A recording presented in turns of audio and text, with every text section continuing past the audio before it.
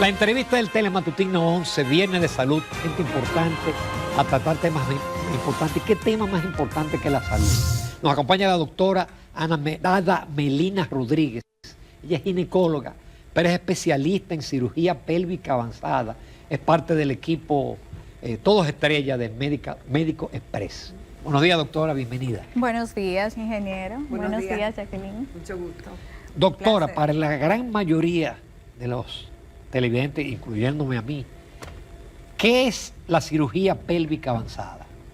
La cirugía pélvica avanzada es la opción que hemos tenido actualmente para el manejo de la patología de la pelvis femenina, donde podemos abordarla por mínima invasión. Puede ser por procedimientos endoscópicos que van desde la laparoscopía, la histeroscopía, que es un estudio similar a la endoscopía gástrica, pero donde entramos a la cavidad del útero, vemos las patologías que en él se puedan presentar y por esa misma vía las resolvemos.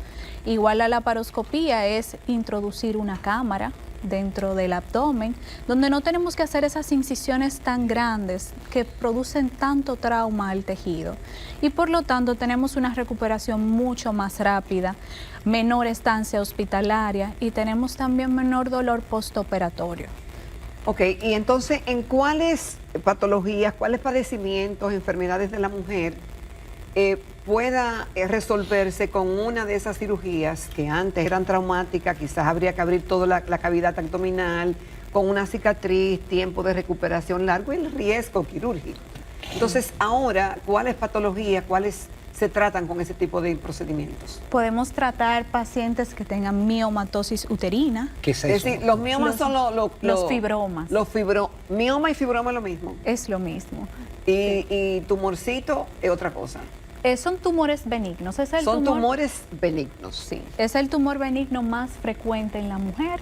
Y también podemos tratar casos de endometriosis, que es una patología tan frecuente como la diabetes. 1 de cada 10 mujeres sufre de endometriosis y es una entidad dolorosa que es causada por, actualmente la causa definitiva no está ciertamente esclarecida, pero es tejido endometrial que se implanta fuera del útero y produce unos tumores de chocolate, donde la mujer menstrua. ¿Cómo es la cosa? Sí, se le llaman tumores de chocolate. La mujer menstrua cada mes dentro del útero, pero esos quistes fuera del útero también están menstruando. Se va acumulando ese tejido y produce mucha inflamación y dolor. Esas lesiones deben ser extirpadas si están produciendo dolor o infertilidad. Ok, ¿Y se resuelve lo de la infertilidad?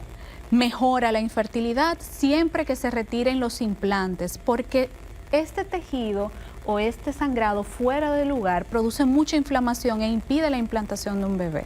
Mientras toda la pelvis está muy inflamada, es una de las principales causas de infertilidad en la mujer. Entonces, ¿cómo se puede definir la endometriosis? La endometriosis. ¿Y cómo una persona, decir una mujer, descubre que tiene endometriosis? En nuestro país se ha normalizado el dolor durante la regla y la regla no es dolorosa. Nosotras hemos tenido esto como un paradigma que debemos de romper. La endometriosis es una enfermedad crónica, inflamatoria, hormonodependiente, porque se estimula con el estrógeno. Cada vez que nosotras menstruamos, esos implantes de tejido endometrial se van estimulando y van produciendo una respuesta inflamatoria que produce mucho dolor en la mujer. Los 2 signos cardinales de la endometriosis son mucho dolor, usualmente asociado a la menstruación, y podemos tener infertilidad. Hasta un 50% de las pacientes con infertilidad pueden estar asociados a endometriosis. Los tratamientos de endometriosis que causaban infertilidad en el pasado, lo que le provocaban a la mujer era una menopausia artificial. Es decir, que durante 6 meses o un periodo determinado, a través de medicamentos, le quitaban la menstruación, aún estando joven, y eso bajaba la inflamación. Y ya cuando se limpiaba un poco, era más fácil quizás probar un método asistido o una, qué sé yo, alguna de los procedimientos que usan los ginecólogos para lograr un embarazo en la mujer.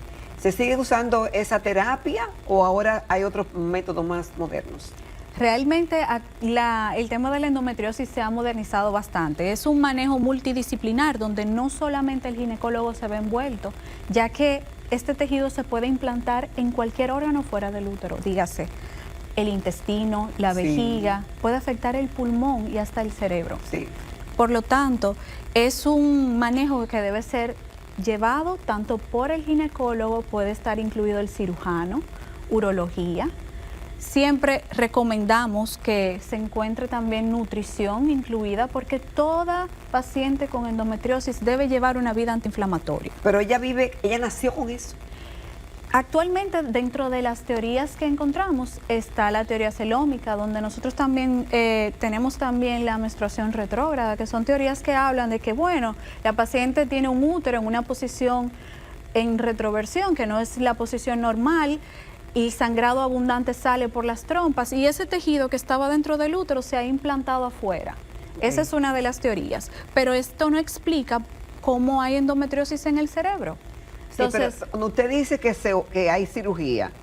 La cirugía es para quitar quizás los coágulos de lo que se salió fuera del útero, pero eso no quiere decir que se curó el problema.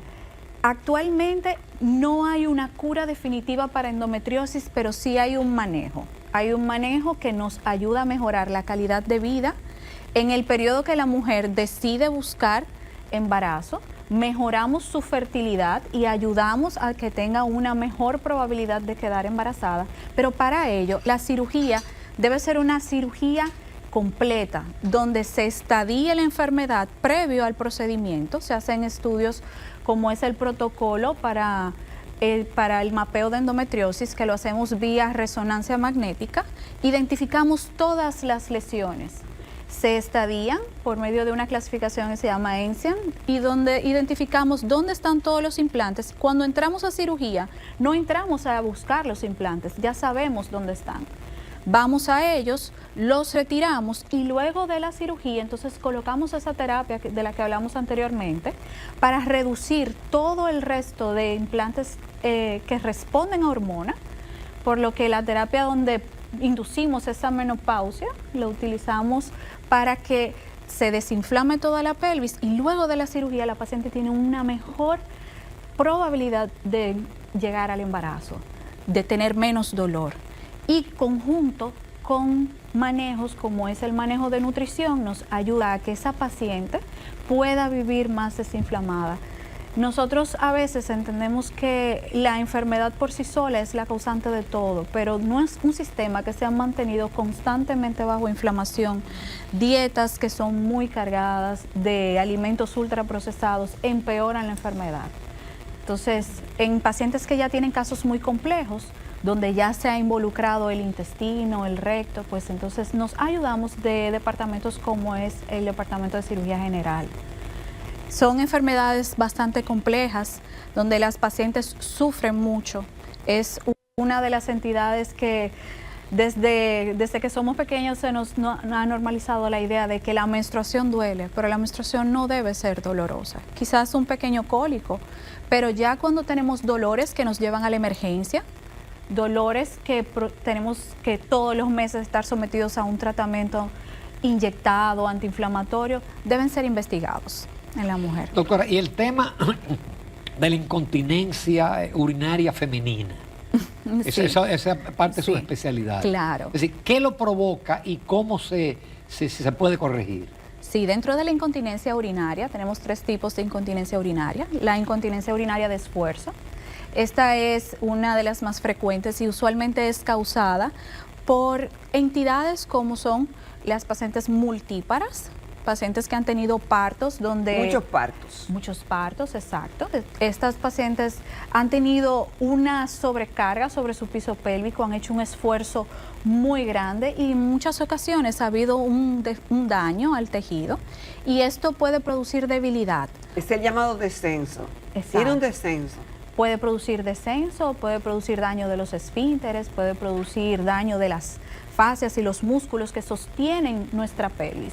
Entonces, por lo tanto... Porque el descenso no siempre provoca incontinencia urinaria, que era la pregunta de Ramón inicial. Sí, exacto. ¿O está asociado? Y dependiendo del grado, está asociado. Pero no todas las pacientes que tengan un prolapso leve, por ejemplo, van a tener incontinencia. Por lo tanto, existen manejos como son los ejercicios de Kegel que pueden mejorar aquellos casos que son leves.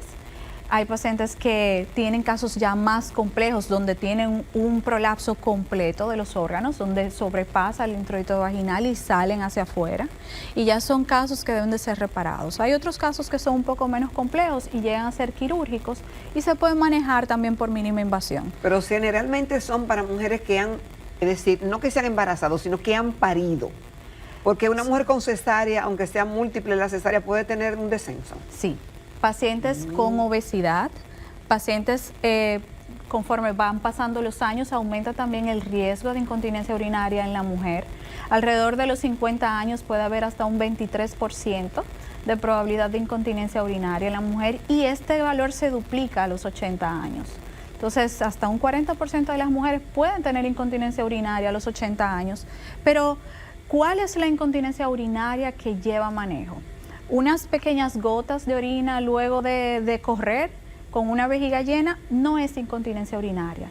O si estornuda, por ejemplo. Exactamente, un estornudo, una risa a carcajadas que nos produzca una pequeña salida de orina puede ser algo normal, un goteo, 4 o 5 gotitas, no es nada. Ahora, esas pacientes que constantemente tienen que ir al baño porque tengo una urgencia, no puedo aguantar, me bebo un vaso de agua y automáticamente tengo que ir al baño, deben ser investigadas. No solo existe la incontinencia de esfuerzo, también está la incontinencia de urgencia y también se puede ver asociada a temas neurológicos, por lo que a veces tratamientos orales pueden ayudar a mejorar ciertos tipos de incontinencia. Usted mencionó dos cosas, doctor. Usted habló de piso pélvico y de ejercicio de Kegel. Sí. ¿Qué es una cosa y qué es la otra? Sí, el piso pélvico no es más que un conjunto de músculos, fascias, ligamentos que sostienen todos nuestros órganos, no solo pélvicos, sino abdominales.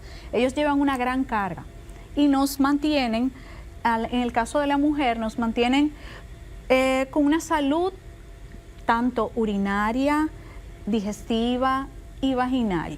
Cuando nosotros tenemos debilidad del piso pélvico, pues empiezan a venir las enfermedades como son las incontinencias fecales, los prolapsos de órganos pélvicos y por eso fortalecer el piso pélvico es tan importante. Y para ello se encuentran los ejercicios de Kegel, que son ejercicios de contracción del piso, donde sin que nadie se dé cuenta, aprietas. Nosotros nos sentamos, exacto, apretamos y el piso lo contraemos.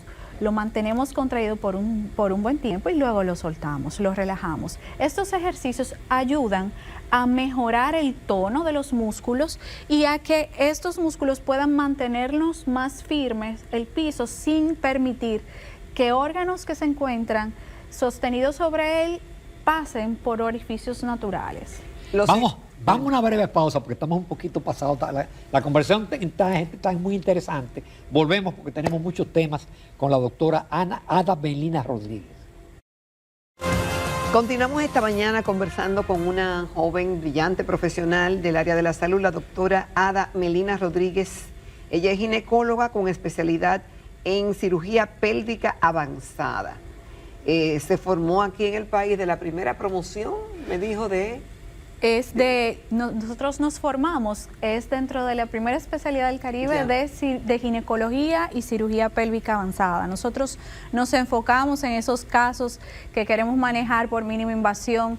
La cirugía de endometriosis, actualmente el gold estándar es por vía laparoscópica, donde tenemos una mejor visualización de los implantes, podemos retirarlos todos y podemos tener una mejor anatomía. La mínima invasión vino a renovar y a modernizar la ginecología. Ok, doctora,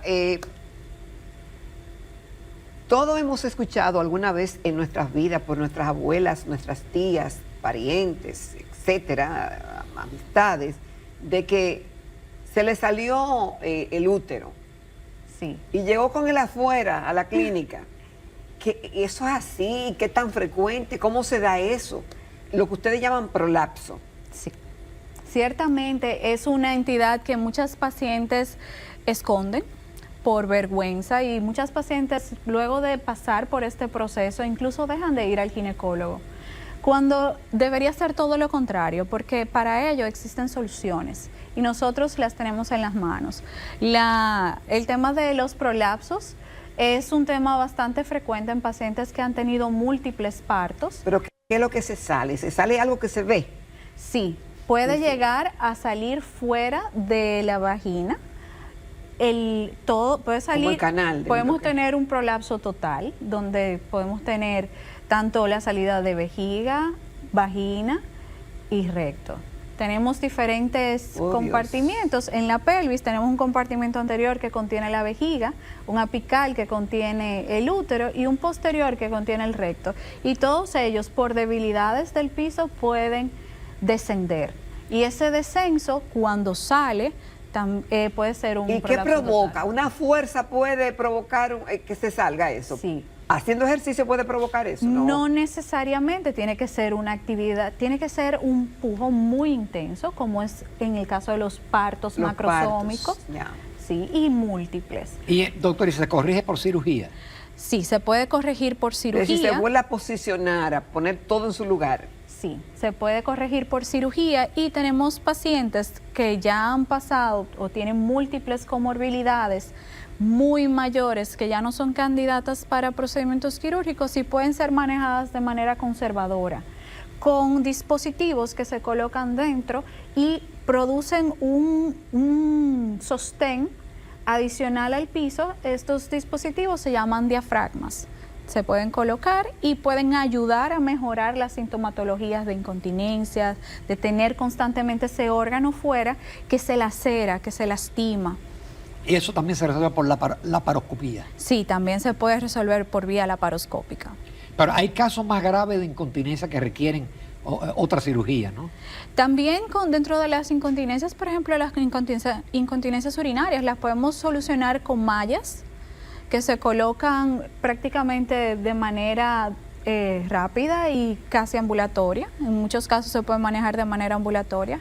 Donde tenemos el prolapso de la vejiga, no es un prolapso exageradamente grande y la reparación se puede realizar bastante fácil con esa colocación. ¿Y usted maneja muchos casos frecuentes en República Dominicana? En República Dominicana sí hay bastantes casos de incontinencias urinarias y de prolapsos que se llaman cistoceles, en el caso de la vejiga. Cistoceles. Cistocele, sí.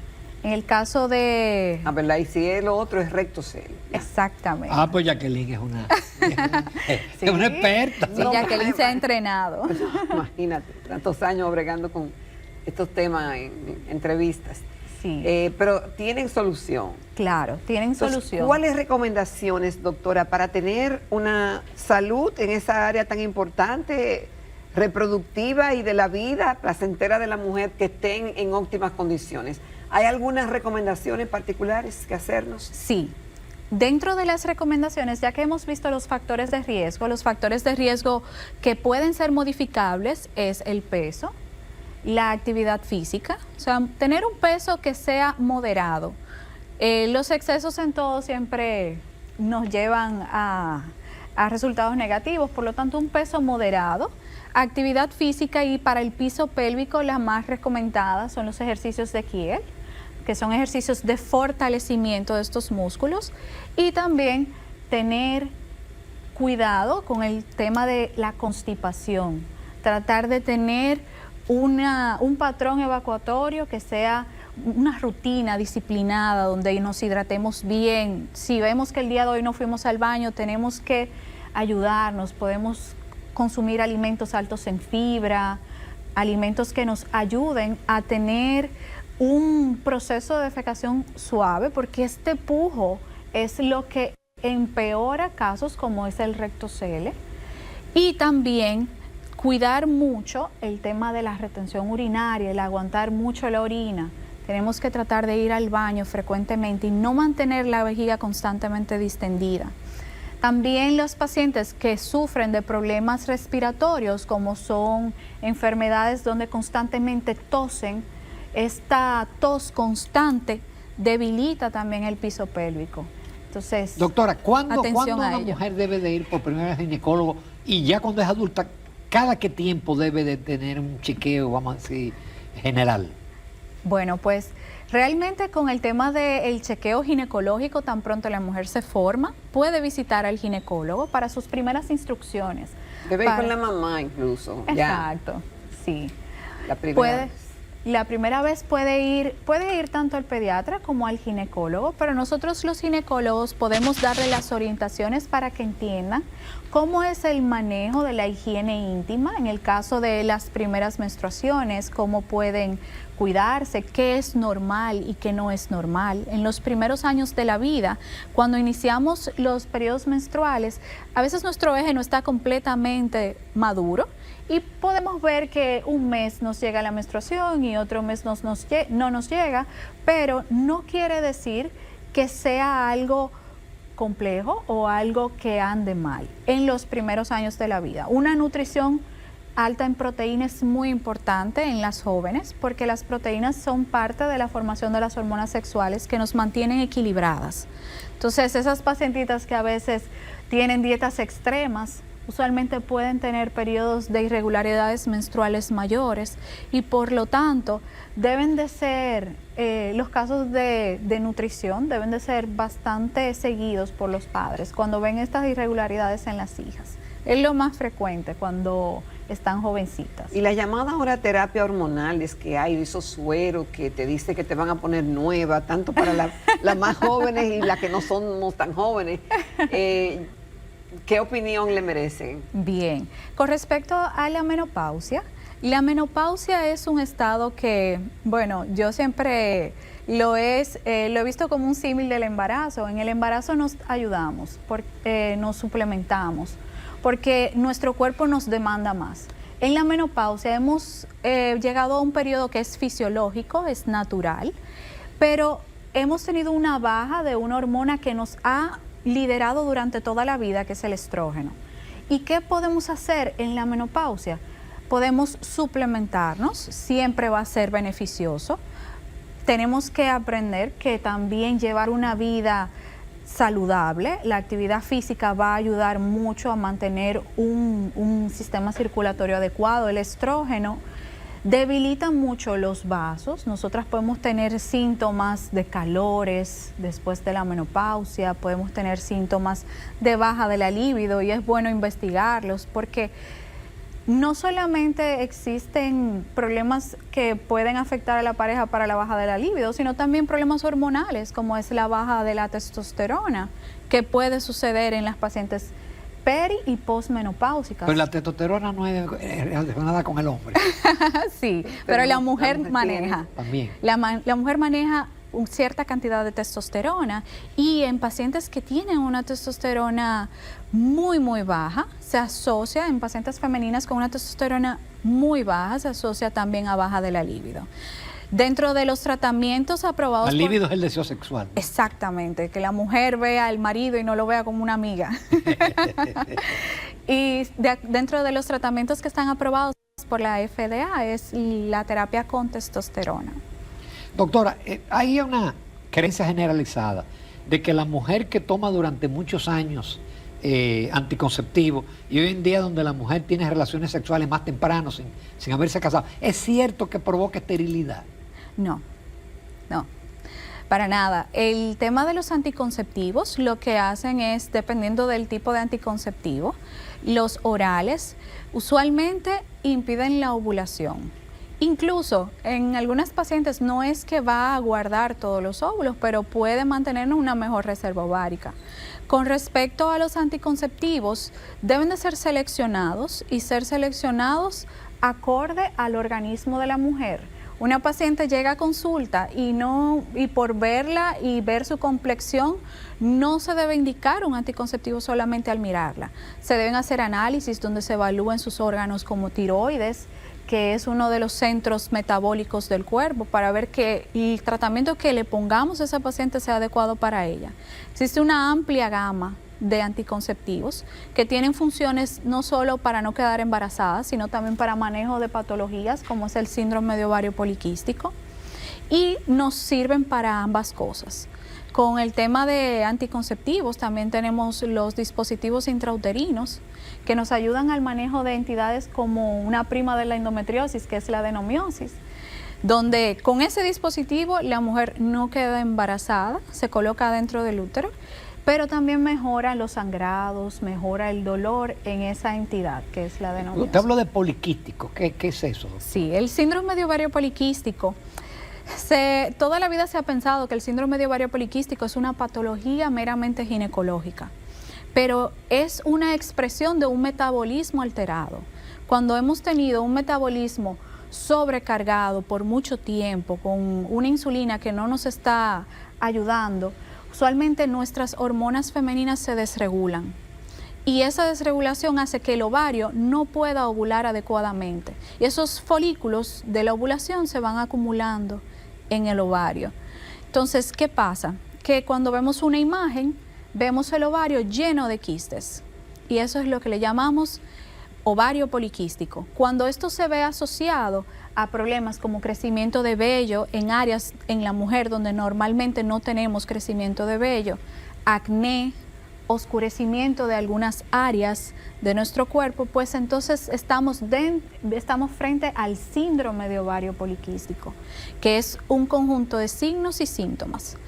Ver muchos quistes en el ovario por sí solo no es el síndrome de ovario poliquístico. El síndrome es ya cuando se juntan diferentes entidades que nos hablan acerca de esa patología. ¿Eso puede provocar infertilidad? Sí, porque produce periodos anovulatorios. Si no hay ovulación, o un periodo anovulatorio es un periodo donde no vemos ovulación y por lo tanto sin óvulo no hay embarazo. Y esto puede producir irregularidades menstruales. Pacientes que duran 6 meses sin ver la regla, 3 meses sin ver la regla, deben ser investigadas. ¿Y se corrige? Sí, se corrige. ¿Con cirugía? Se corrige, existen tratamientos. Con terapias. Usualmente se trabaja con terapias y manejando el metabolismo. La literatura nos habla de que con una baja de un 5% de la masa corporal en las pacientes que tienen sobrepeso, mejora el síndrome de ovario poliquístico. 5%, eso no es mucho. De un 5 a un 10% podemos empezar a ver ya las mejoras con respecto a la ovulación, a la regularidad en los ciclos. Cuando no estamos viendo el ciclo frecuentemente es porque tenemos un trasfondo que tenemos que investigar, y en el síndrome de ovario poliquístico se ve usualmente asociado a ese tema de nuestro metabolismo sobrecargado.